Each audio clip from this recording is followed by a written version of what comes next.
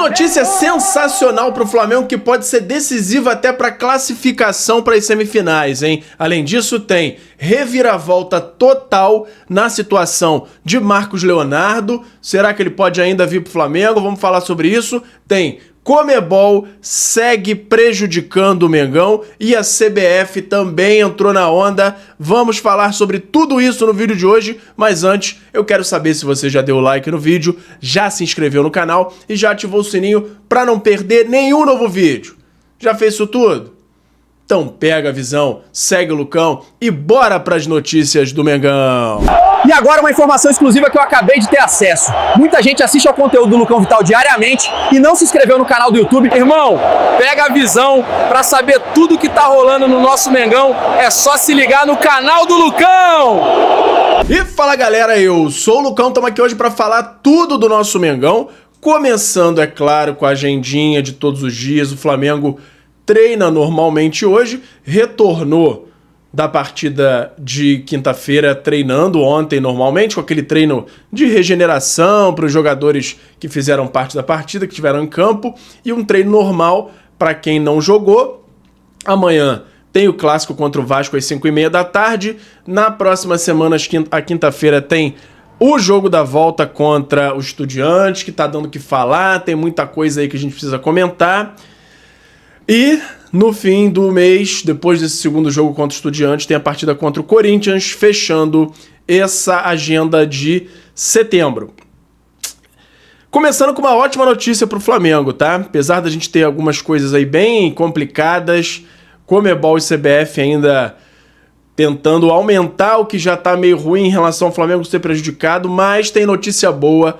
Alexandre e Jorginho treinaram normalmente com o elenco nessa sexta-feira, podem reforçar o Flamengo já nesse clássico domingo e ainda mais certos de voltarem no jogo da volta contra o Estudiantes. O Pulgar, ele permanece em recuperação, ainda é muito improvável, é quase certo de ele não estar à disposição nesse jogo da volta, como a gente já trouxe aí anteriormente. Mas Jorginho, principalmente, na minha opinião, é um cara que pode mudar completamente o panorama do jogo e as possibilidades aí do Flamengo controlar o jogo e se classificar lá na Argentina. A dupla não joga desde 25 de agosto na goleada por 8-0 contra o Vitória e o ítalo brasileiro ficou de fora por dores na coxa esquerda, enquanto o lateral se recuperava de lesão na panturrilha.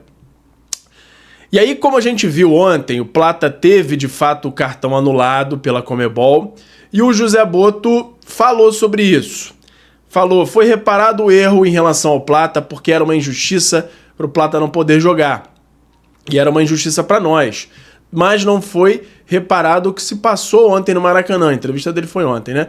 E muito sinceramente eu estou muito preocupado para esse jogo da volta. Porque se na nossa casa um árbitro consegue nos fazer aquilo de uma forma quase arrogante, por que não é só o lance do Plata? São outros lances. Eu estou muito preocupado com o que se pode fazer fora da nossa casa, porque nós gostávamos que as coisas fossem seguidas dentro do campo.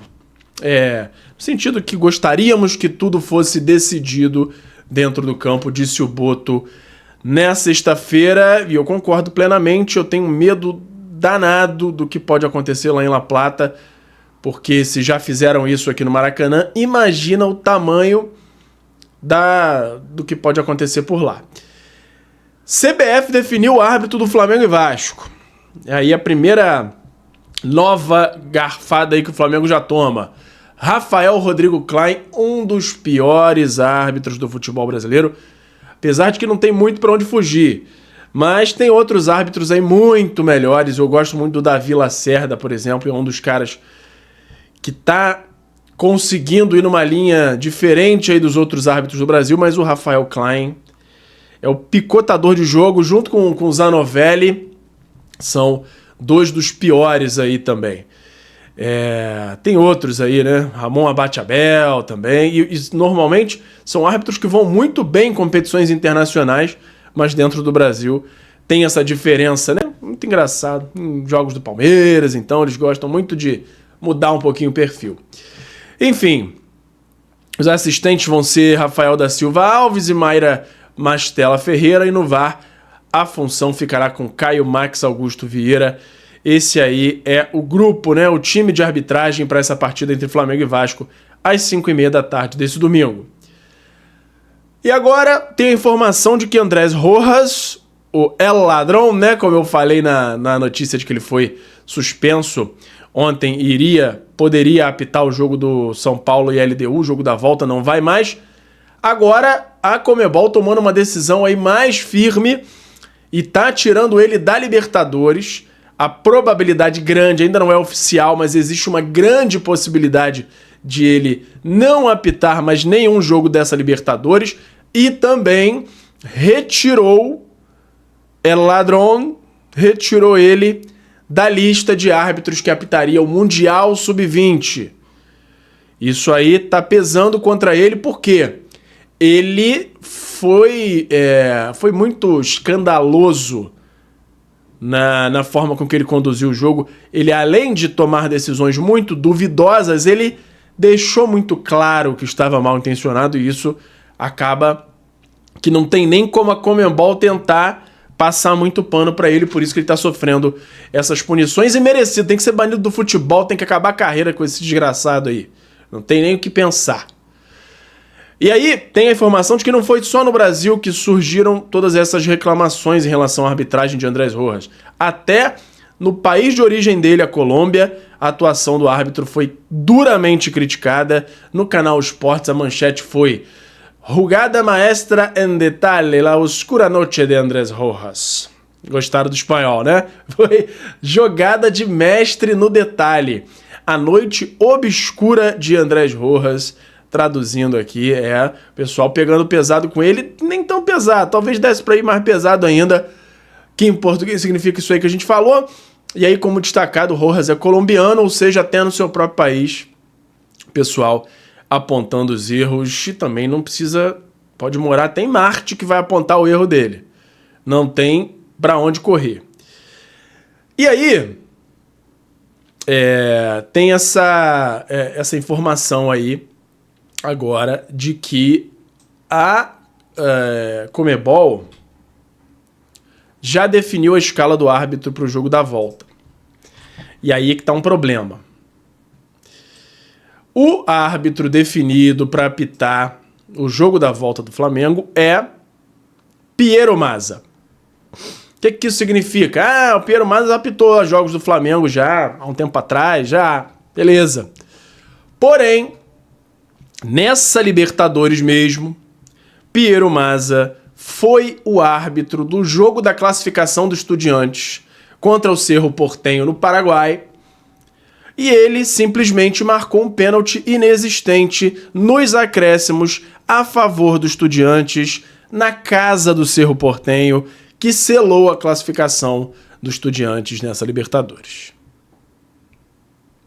Só isso. Preciso falar mais alguma coisa? A Conmebol, por um lado, faz um monte de coisa, pune o árbitro, faz isso e aquilo, mas coloca exatamente o árbitro que tem um histórico nesse ano recente de uma grande possibilidade em fazer um jogo igual ou pior lá em La Plata na próxima quinta-feira. Eu já não sei nem mais o que eu posso esperar desse jogo aí. Sinceramente. Olha, complicada a situação. Eu não faço a mínima ideia do que a gente pode esperar. O tamanho do assalto que pode acontecer na próxima quinta-feira. Enfim. Vamos falar agora rapidinho do mercado da bola, mas antes tem o meu parceiro novo aqui no canal, que é o FIFA Friends Plus, que é nada mais nada menos do que o FIFA 16, para mim o melhor FIFA da história, modificado para você poder jogar com todos os times do Brasil, Série A, B, C, D, todos os times com estádio perfeito. Tem até uma modificação para o gráfico dele ficar mais legal, a jogabilidade é a melhor possível e você pode ver os detalhes num canal que eu acabei de criar, que é o Lucão Joga. Lá eu tô jogando esse patch e você pode ter mais detalhes por lá. E também, se você for aqui nesse QR Code ou no link da descrição para ter mais detalhes dessa maravilha. Se você gosta de games ou se o seu filho, o seu neto gostam, mostra para eles e eles vão ver se não é a melhor forma de jogar futebol nos dias de hoje, beleza? Então beleza, vamos de mercado da bola agora. Por quê? Primeiro a gente vai falar aqui das renovações do Flamengo. A Arrascaeta tem a chegada agora do Paulo Fonseca, o seu empresário, ao Rio de Janeiro, muito provavelmente nessa semana. E aí, a informação de que já está bem avançada aí a negociação para a renovação dele até 2028. A tendência é que início de outubro exista uma nova conversa com o Felipe Luiz pela renovação. O Flamengo hoje está naquele misto de tranquilidade, porque o Felipe Luiz negou a proposta lá do Fenerbahçe, mas ele também negou conversar com o Flamengo agora nesse momento. Então tá naquela apreensão e o Flamengo aguarda essas conversas aí do início de outubro para entender qual é a vontade do treinador, que já assim, dá indícios de que quer ficar, mas esse fator aí de não querer conversar deu uma preocupada no Flamengo, mas em outubro a gente deve ter novidades sobre isso. Em paralelo, o Flamengo também trata a renovação de Agustin Rossi e depois dessas negociações finalizadas ele vai partir para o início aí de conversa com Pedro para iniciar aí uma negociação pela renovação desses jogadores, e a gente fica aí no aguardo para saber no que pode dar. E teve uma notícia importante aí, uma reviravolta sobre Marcos Leonardo, que a gente quer trazer aqui para vocês. Por quê? Saiu essa semana de que o Marcos Leonardo poderia tomar o mesmo caminho do Renan Lodge, porque ele não está inscrito na Liga Saudita, poderia rescindir o contrato por lá e ficar livre no mercado. O Renan Lodge fez isso, fugiu de lá da Arábia, entrou com a ação pedindo a rescisão e já saiu, para não ter nenhum tipo de retaliação. Antes de que o pessoal do Al Hilal pudesse saber, ele já estava longe de lá.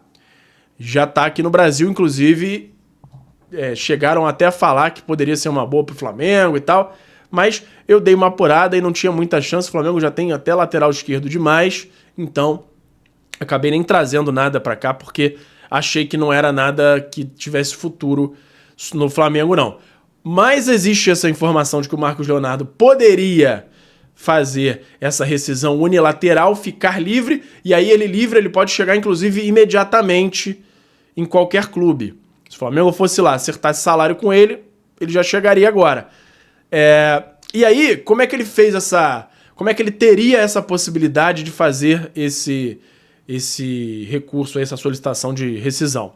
Porque ele não está inscrito no campeonato, na liga lá saudita, poderia alegar que ele está sendo negado a exercer a sua profissão, e isso normalmente dá uma causa ganha na FIFA, e ele consegue a liberação, assim como o Renan Lodge está para conseguir, se não já conseguiu, não sei muito bem.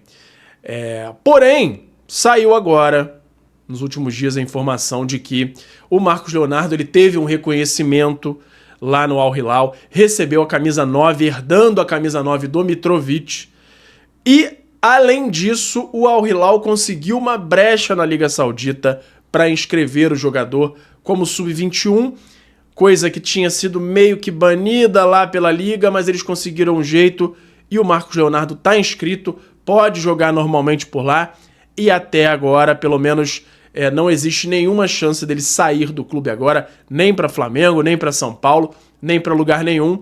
Ele voltou a ficar numa condição confortável por lá, privilegiada, e deve ter uma sequência de jogos no Al Hilal. Então, reviravolta total, que ele poderia sair, agora não deve sair mais, e não vem nem para Flamengo, nem para São Paulo, pelo menos nos próximos meses, a não ser que na próxima janela o Flamengo chegue com uma proposta, negocie com o Al Hilal, chegue a um acordo, o jogador seja liberado e ele venha. Até que isso tudo aconteça, se o Flamengo quiser, até então ele fica lá no Al Hilal mesmo. Beleza? Vamos continuar apurando essa questão da arbitragem aí, todos os detalhes aí que vem acontecendo, essa máfia aí da Conmebol, tudo isso. Vamos falar também muito de Flamengo e Vasco amanhã, mas Por hoje era isso. E fala, galera da nação rubro-negra, nação maior e mais amada de todo o Brasil. Antes de encerrar o vídeo, eu quero saber se você já deu like no vídeo, já se inscreveu no canal e já ativou o sininho para não perder nenhum novo vídeo. Além disso, tem o botão hypar, que me ajuda muito a levantar o vídeo, a mandar o vídeo para cada vez mais gente. Você que tá aí no celular, lá na parte dos comentários, é só arrastar pro lado que vai aparecer a opção de hypar, e você clicando lá me ajuda muito a crescer o canal e me incentiva a continuar produzindo conteúdo aqui para vocês. Me ajuda nisso aí, beleza? Muito obrigado e até a próxima. Obrigado por assistir. Não se esqueça de deixar o like, se inscrever no canal, ativar o sininho das notificações e nos seguir em todas as redes. Até a próxima!